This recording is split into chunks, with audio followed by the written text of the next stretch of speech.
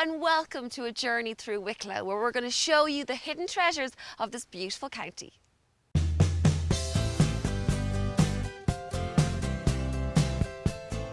"30 minutes south of Dublin city centre is one of the most beautiful counties in Ireland. County Wicklow is steeped in heritage and is famous for its diverse mix of natural and man-made landscapes, its turbulent history of war and rebellion and its wonderful scenery. And it's all just within a short drive from the heart of one of Europe's most vibrant capitals.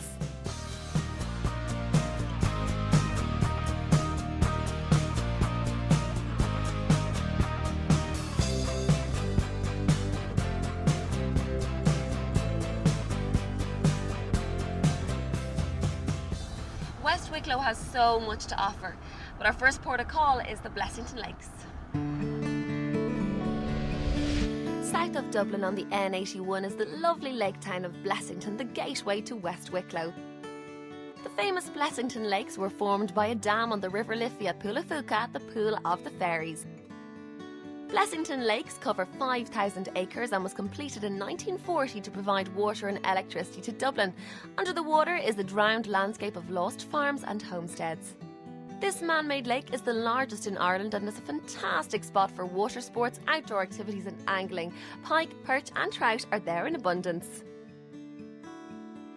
Blessington Lakes is an ideal spot for families, and the great thing is that nearby in West Wicklow there are so many heritage sites such as the Dwyer McAllister Cottage and the Baltinglass Abbey.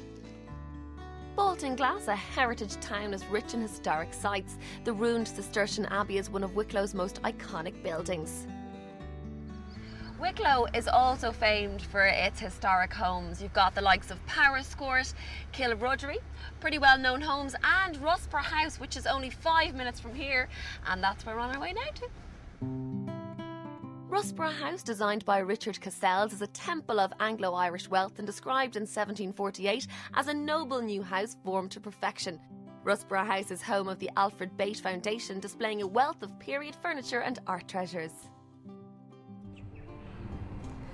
We're here at Russborough House. Now, this was built in 1741 by the son of a wealthy Dublin brewer. His name was Joseph Leeson. It took 10 years to build, and it's considered one of the most beautiful houses in Ireland.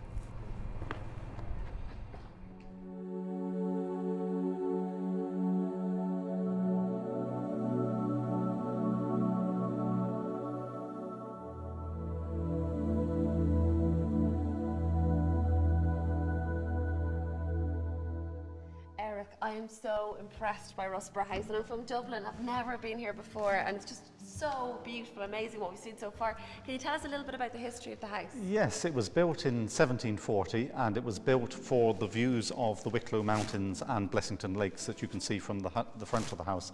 And it's often regarded as the most beautiful house in Ireland. So we welcome many visitors to the house, both domestic and foreign visitors.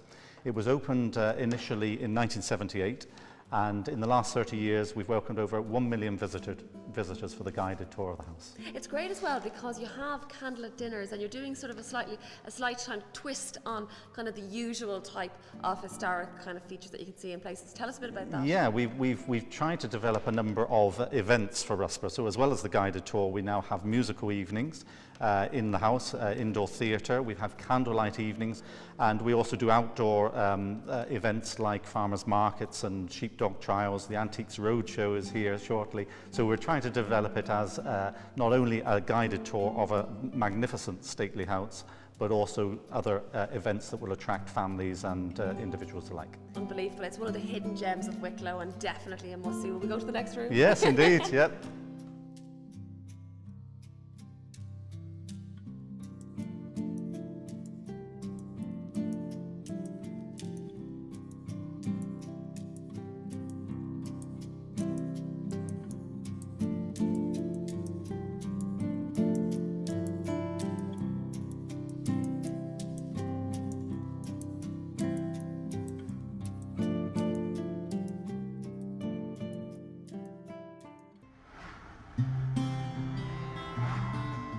As we leave Russborough House, we travel south to Hollywood and there head to the Wicklow Mountains. We travel partly along the old St. Kevin's Way. This popular walk follows an ancient pilgrim trail that goes from Kildare to Glendalough. Stop at the Wicklow Gap in the middle of the Wicklow National Park and enjoy some stunning mountain views all the way to the Irish Sea. Wicklow National Park covers around 20,000 hectares of the Wicklow Mountains with large areas of blanket bog and summits reaching almost 1,000 metres. The National Park provides protection for the landscape and the wildlife, from the rare orchids to the wild and beautiful peregrine falcon. It's also home to a large population of wild silke deer, and these herds are particularly visible at night when their eyes are a telltale giveaway. There are several walking companies in Wicklow that can help you discover the beauty and magic of this place.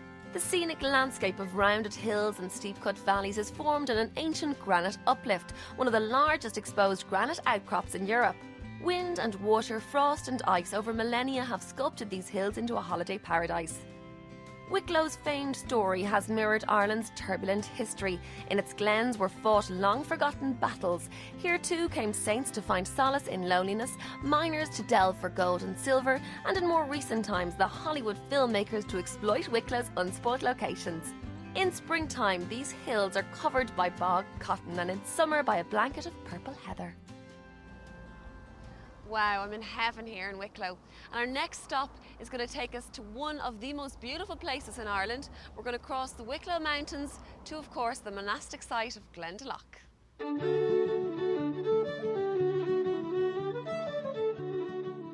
Glendalough, the place of sanctity and legend, the burial place of ancient Gaelic chieftains. Over its long history, it has attracted men from the Stone and Bronze Ages, Celtic druids, Christian hermits, pilgrims, warriors and plunderers for over 6,000 years.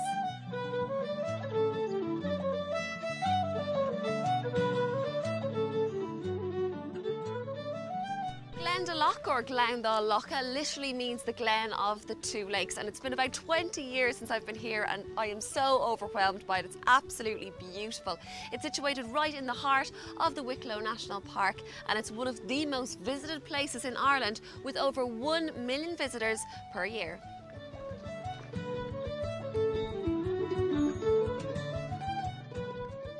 The ancient monastery is a fascinating site, having been founded in the 6th century by St. Kevin.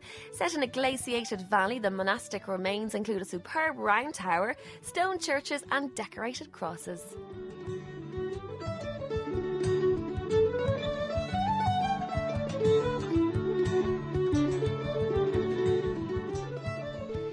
Kevin originally chose Glendalough for its beautiful and remote setting, and as more and more followers joined him, the settlement grew and grew, becoming a school. Legends and folklore abound in Glendalough. It's the place where St. Kevin fought off monsters and demons, where he miraculously cured the sick, conversed with angels and spurned the advances of beguiling women.